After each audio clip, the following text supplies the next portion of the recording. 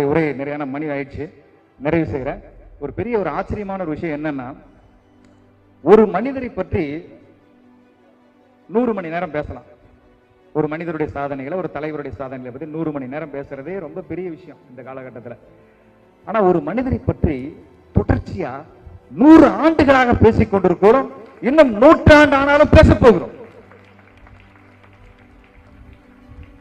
எனக்கு நல்ல ஞாபகம் இருக்கு, ஒரு 40 வருஷத்துக்கு முன்னாலெல்லாம் என்னுடைய சொந்த ஒரு கும்பகோணம் பக்கத்தில் இருக்கக்கூடிய ஒரு சிறு கிராமம் உட்கோட்டைங்கிற ஒரு பகுதி. அங்க பொங்கல் விழாவுக்காக எங்க அப்பா அம்மா என்ன கூட்டிட்டு போவாங்க. அங்க போகும்போது நான் பார்ப்பேன், நிறைய இடங்கள்ல குறிப்பா தேநீர் கடைகள்ல கருப்பு சிவப்பு துண்டணிந்த நபர்கள், எல்லா தேநீர் கடையிலையும் கலைஞர் படம் போட்ட நாள்காட்டி இருக்கும். அங்க 2 பேர் ஒரு கருப்பு சிவப்பு துண்டணிந்த 2 மனிதர்கள் உட்கார்ந்து இருப்பாங்க.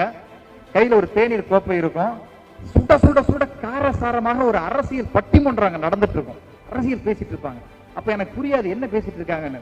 ஆனா அது கலைஞரை பற்றி இருக்கும், மற்ற அன்றைய நடக்கிற அரசியலை பற்றி இருக்கும். எல்லாத்தையும் அந்த கிராமத்து திமுக வளர்ந்ததே தேநீர் கடையில தான். டீ கடை தான் திமுகவினுடைய ஒரு பெரிய பாசறை. எல்லா டீ கடையிலையும் அன்னைக்கு அரசியல் பேசாது என்று எழுதுற அளவிற்கு தேநீர் கடைகளில் அரசியல் பேசப்பட்ட ஒரு காலகட்டம். எல்லாரும் அரசியல் பேச ஆரம்பிச்சு. அந்த காலகட்டத்தில் அரசியல் பேச ஆரம்பிச்சு. ஒரு ஏரோட்டுகிறவருடைய இதயத்திலே அரசியல் நெருப்பு எரிந்தது. ஒரு மூட்டை தூக்குகிற தொழிலாளியின் மனதிலே ஒரு அரசியல், கோயிலுக்கு பூஜை செய்கிற பூசாரியின் மனதிலே ஒரு அரசியல் பேசுவதற்கான ஆர்வம் எழுந்தது. எல்லா தரப்பு அரசியலும், எல்லாரும் பெண்கள் வீட்டுக்குள் சமைத்துக் கொண்டிருந்த பெண்கள் குழாயடிகளிலே அரசியல் பேசக்கூடிய காலகட்டம் ஆரம்பமானது.